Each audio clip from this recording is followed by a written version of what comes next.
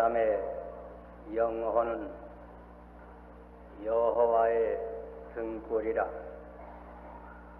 사람의 깊은 속을 살피느니라. 잠언 20장 27절이 옳시다. 사람에게는 영혼이 있습니다.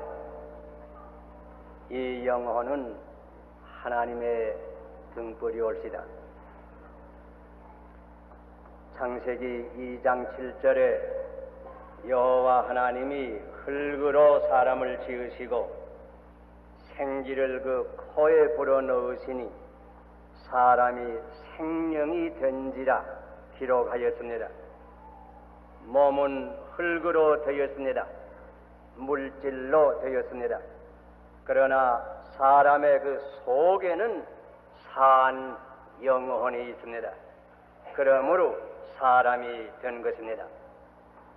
그리해서 욥기 32장 8절에는 사람의 속에는 심령이 있고 전능자의 기운이 사람에게 총명을 주시느니라 기록된 것입니다.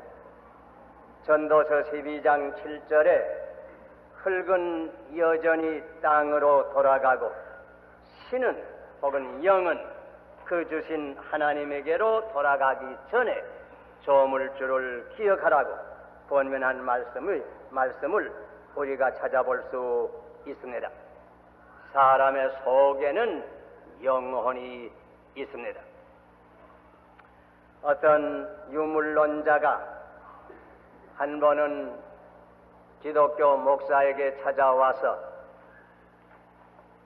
묻기를 당신이 사실 사람의 속에 영혼이 있는 줄 믿는가고 자기 속에도 영혼이 있는 줄 믿느냐고 물어보았다고 합니다. 그러니까 이 목사는 서슴지 않고 나는 그렇게 믿는다고 대답하였다고 합니다.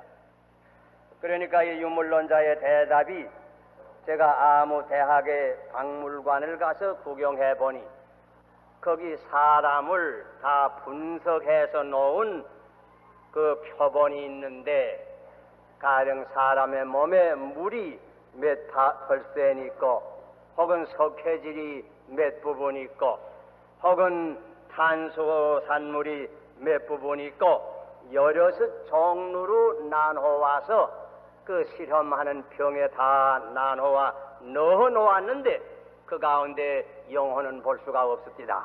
이렇게 대답을 했습니다.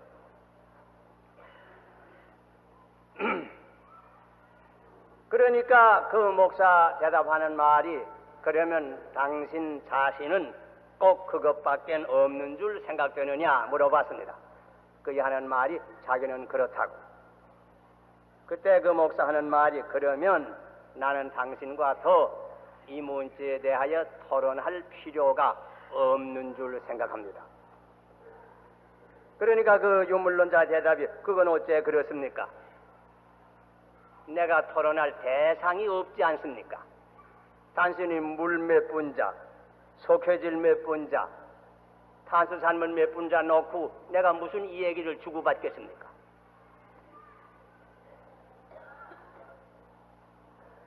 유물론이라고 하는 것은 자가 모순입니다. 무슨 말인고 하니 인간이 물질뿐이라고 하면 유물론을 생각하는 그 자신을 부정해야 됩니다. 부정이 됩니다. 자신이 없어집니다. 사람에게는 정령이 불멸의 영혼이 있습니다. 이 영혼은 여호와의 등불입니다. 이 영혼에는 빛이 있습니다. 이 빛은 하나님께서 본래 켜신 빛입니다. 먼저 우리 사람의 영혼의 깊은 속을 살펴보면 하나님께서 이성의 빛을 주신 것입니다. 이성의 등불을 주신 것입니다. 파스칼의 말과 같이 인간은 갈대와 같이 약합니다. 그러나 생각하는 갈대입니다. 생각도 보통 생각만 하는 것은 아닙니다. 무엇을 연구하고 분석하고 취리도 하며 새 것을 창작하는 생각, 곧 이성이 있는 것입니다. 가치나 가마귀는 천년 전 집이나 오늘날의 집이나 변함이 없습니다. 호랭이도 천년 전에도 굴 속에서 살았고 오늘날도 굴 속에서 삽니다. 그러나 사람은 그렇지 아니합니다. 우리 인간 역사의 원시 시대에 아마 혈거 시대가 있은 것만은 사실입니다. 굴 속에서 산 때가 있는 것 같습니다. 제주도에 가면 소위 삼성혈이라고 하는 것을 구경할 수 있는데 조그마한 구멍밖에 없습니다. 아마 옛날 제주도 살던 조상들이 그 굴 속에서 사는 듯 싶습니다. 그러나 오늘날 사람들도 여전히 굴 속에서 사는 것은 아닙니다. 주택은 몇 번이나 변했습니다. 몇 해 전에 지은 주택과 오늘날 짓는 주택이 다릅니다. 여러분 서울 주변을 다녀보세요.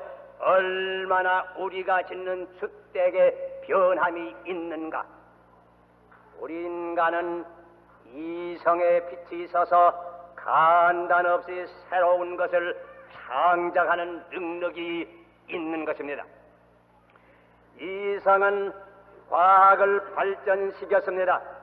그리해서 현미경이라고 하는 적은 기계를 발명해서 전에는 보통 눈으로 보지 못하던 많은 적은 균의 세계, 미균의 세계를 발견하고 따라서 의학이 발전되고 예방할 수 있는 새 시대가 오게 된 것입니다. 사람은 이성을 통해서 적은 기계 망원경을 발견해서 전에는 보통 눈으로 보지 못하던 대우주를 탐색하고 있습니다. 인간의 이성은 원자 핵을 분석해서 원자의 비밀을 알아내고 원자력을 발견하고 원자탄을 만들며 원자력을 이용하고 있는 시대가 되었습니다. 인간의 이성은 모든 문명의 이기 혹은 비행기 혹은 라디오 혹은 텔레비전 혹은 우주선을 통해서 생활의 새로운 변혁을 가져오는 것이 현실입니다. 방금 이 시간도 우주선 재민이 5호를 타고 이 대기권을 벗어나서 지구를 돌고 있는 두 우주인이 있을 겁니다. 인간의 이성의 빛은 과학 방면뿐이 아닙니다. 정치나 경제나 문화나 예술이나 음악이나 모든 방면에 새로운 창작과 새로운 발전과 새로운 사상과 새로운 제도를 가져와서 인간의 생활로 하여금 날로 진보할 수 있게 만드는 것이 사실입니다. 이 이성의 불을 하느님께서 본래 붙여주신 것입니다. 이 이성의 불을 우리는 항상 밝혀야 합니다. 어떤 방면에서나 무슨 문제를 당하든지 감정에만 휩쓸리지 말고 이성의 빛 아래에서 옳은 판단을 할 줄을 알아야 됩니다. 이성의 등불을 끄지 말아야 합니다. 고집이나 독선이나 편견이나 선입주견이나 감정이나 권력의식이나 교만이나 이런 것들로 하여금 이성의 빛을 가리우게 만들면 아니 됩니다. 언제나 이성의 빛이 밝을 때 모든 문제를 이 빛 아래에서 보고 해결 지을 때 내 개인이나 내 사회가 옳은 길을 갈 수가 있는 것입니다. 하나님께서 심령 속에 붙여주신 이성의 빛을 끄지 맙시다. 그뿐만 아닙니다. 하나님께서는 우리 심령 속에 또 다른 빛을 붙여 주었습니다. 그 양심의 빛입니다. 로마인서 2장 14절과 15절에 성 바울은 이와 같이 기록하였습니다. 율법 없는 이방인이 본성으로 율법의 일을 행할 때에는 이 사람은 율법이 없어도 자기가 자기에게 율법이 되나니 이런 이들은 그 양심이 증거가 되어 그 생각들이 서로 혹은 송사하며 혹은 변명하여 그 마음에 새긴 율법의 행위를 나타내느니라. 양심은 마음에 새긴 율법인 것을 지적해서 우리에게 가르쳐 줍니다. 하나님께서 율법의 빛을 모든 사람들에게 비춰 주신 것입니다. 이 빛은 누구에게나 인간이면 있는 것입니다. 여러분 잘 기억하십니다. 예수님께서 한 번은 성전에서 많은 사람을 가르치실 때 그때 바리새인들과 서기관들이 간음하다가 붙잡힌 여자를 잡아가지고 왔습니다. 예수님께 질문을 합니다. 율법에 의지하면 이런 여자는 돌로 쳐서 죽이라고 하였는데 선생께서는 뭐라고 말씀하십니까? 예수님께서 얼른 대답하시지 아니하시고 그 질문을 받으시고 조용히 머리를 숙여서 땅을 보시면서 무슨 글씨를 쓰는 듯 좀 기다렸습니다. 이 사람들은 빨리 대답하라고 성화같이 재촉합니다. 한참 있다가 예수님께서 조용히 머리를 들어서 그들에게 말씀을 하십니다. 너희 가운데 누구든지 죄 없는 사람 먼저 돌을 들어 저 여자에게 던져라. 그리고는 다시 얼굴을 땅에 향하고 무슨 글씨를 쓰면서 조용히 기다리십니다. 한참 있다가 얼굴을 들었습니다. 한 사람 두 사람 슬며 다 그 자리를 떠나가고 그 여자 홀로 서 있습니다. 무엇이 많은 사람들로 하여금 이뜰에서 쫓아내어 버렸습니까? 그 속에 있는 양심입니다. 성경에 있는 말씀대로 양심의 가책으로 그들이 스스로 물러갔습니다. 양심의 빛 아래에 그냥 서서 있을 수가 없었습니다. 이 양심의 빛은 하나님께서 우리 인간을 지으실 때에 그 심령마다 등불을 켜주시는 것입니다.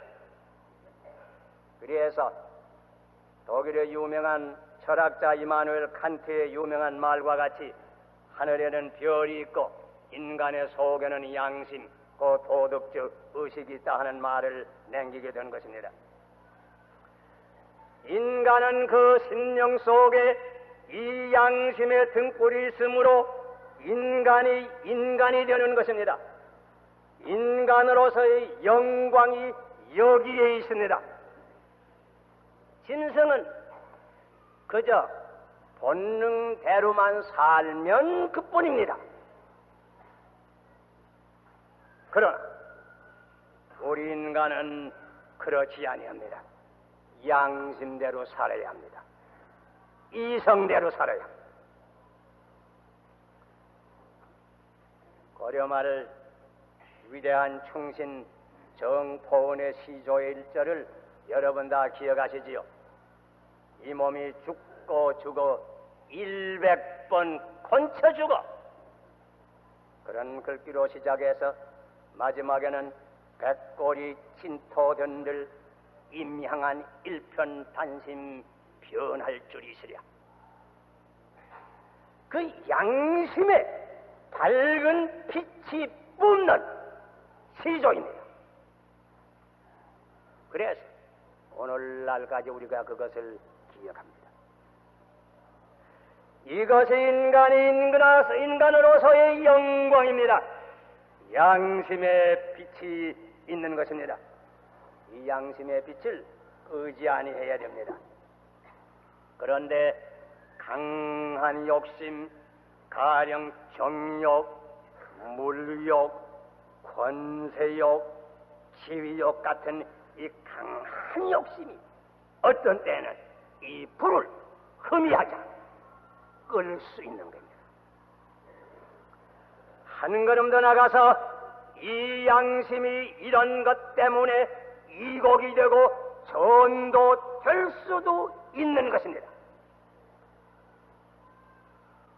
양심의 불이 꺼지면 그 심령은 캄캄해집니다. 예수님 말씀대로 내게 있는 빛이 어두우면 그 어두움이 얼마나 하겠나뇨. 심령 전체, 생활 전체가 캄캄해집니다.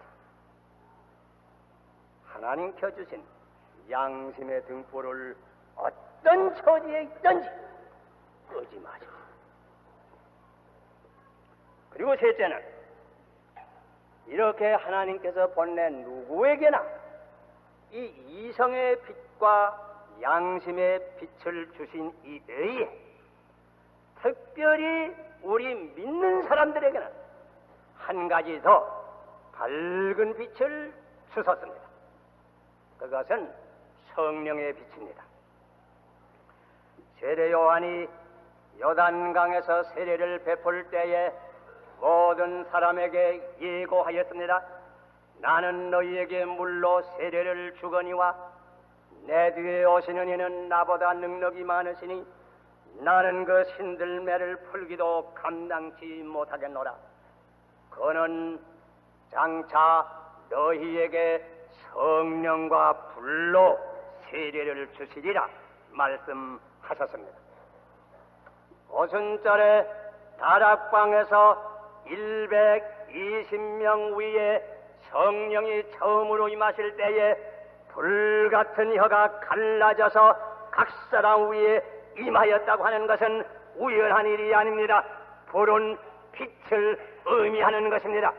성령의 빛이 그때에 임재하시는 것입니다. 이 성령의 빛은 우리 믿는 사람의 영혼에 머물러 계십니다. 그래서 예수님께서도 일찍이 말씀하신 바와 같이 저는 진리의 영이라 저는 너희와 함께 거하심이요 너희 속에 계시겠습니다.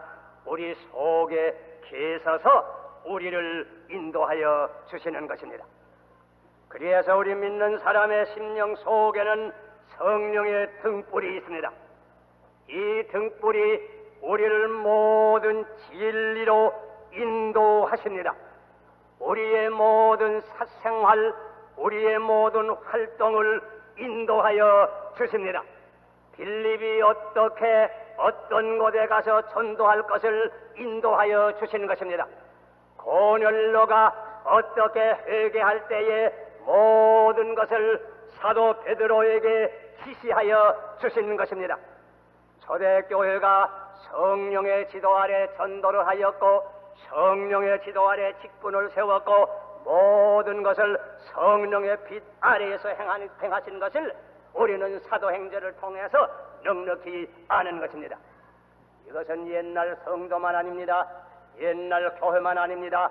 세기를 통해서 모든 참된 신자, 모든 하느님의 교회는 성령의 빛 가운데서 인도함을 받아서 일하고 노력하는 것을 우리는 기억합니다. 태양의 빛을 분석해서 7가지로 흔히 우리가 볼 수가 있습니다. 성령의 빛을 분석한 것처럼 갈라디아에 볼 것이면 성령의 열매가 9가지로 어떻게 나타나는 사실을 우리에게 분명하게 말씀하여 주셨습니다. 가령 사랑, 희락, 화평, 오래 참는 것, 자비, 양선, 그리고 충성과 온유와 철제라고 우리에게 말씀하였습니다. 너희가 성령을 받았으면 성령을 따라서 행하라고 범사에 이자말한 사랑과 기쁨과 화평 가운데서 행하라고 우리에게 교훈하여 주셨습니다. 성령을 근심하게 하지 말라.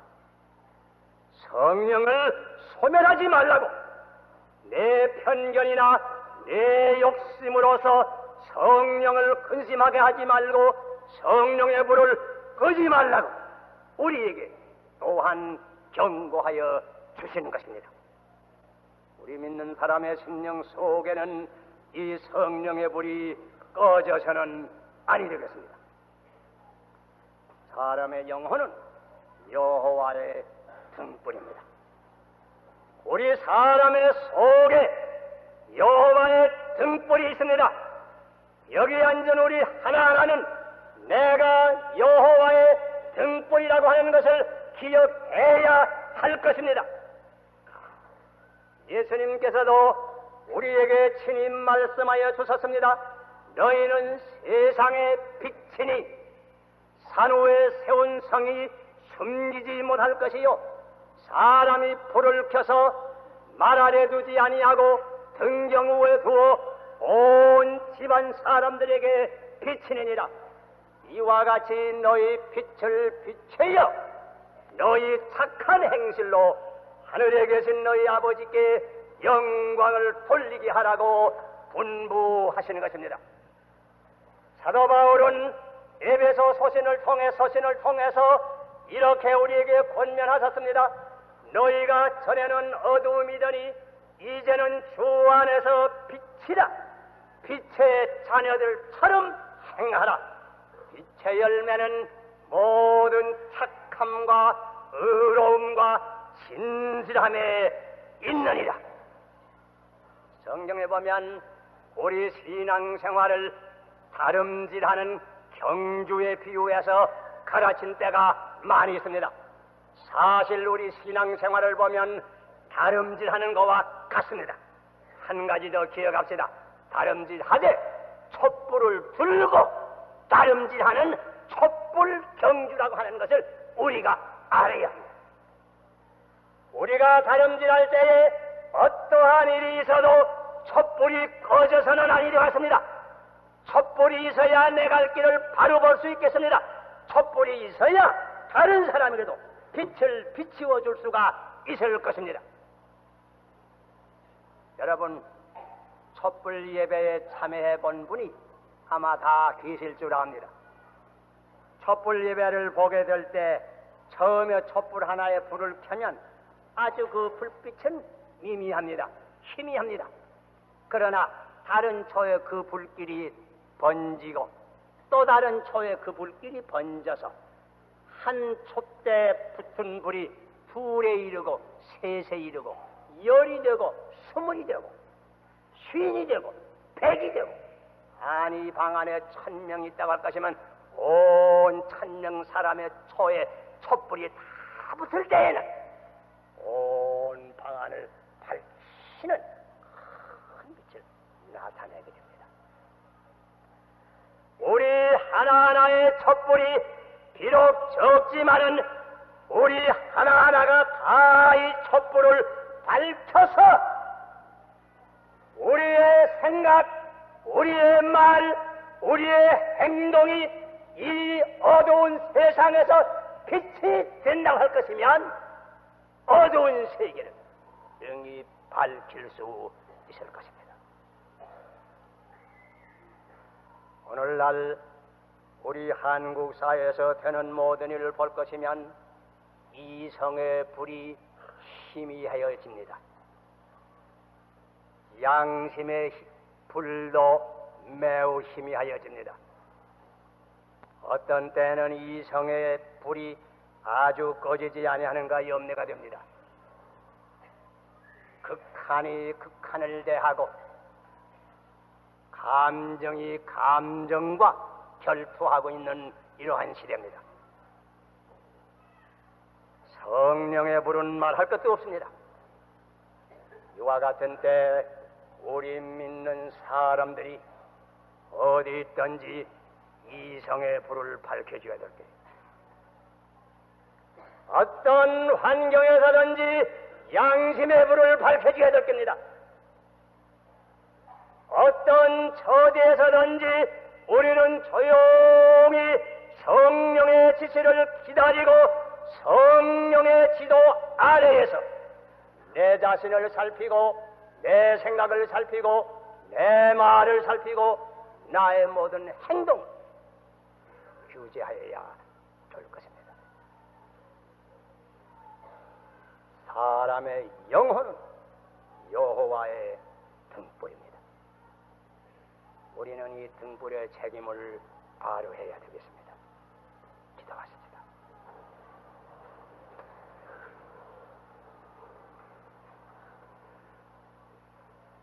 빛의 근본이 되시는 하나님 아버지 앞에 감사함을 드리옵나이다. 아버지께서 본래 인간을 지으시고 인간 깊은 속에 이성의 등불을 주시고 양심의 등불을 주신 것을 감사합니다. 또 우리 믿는 사람들에게 특별히 성령의 등불을 더하여 주신 것을 감사합니다. 하나님 아버지시여, 우리 하나하나가 우리 자신이 이 여호와의 등불인 것을 기억해서 이성의 불을 밝히고 양심의 불을 밝히고 성령의 불을 밝혀서 어디서 무엇을 하든지 빛 가운데서 행하고 빛을 비춰여서 암흑에 헤매이는 우리 동포들에게 빛을 비출 수 있는 이 은혜 더하여 주시옵소서. 예수님 이름 받들어 기도하옵나이다.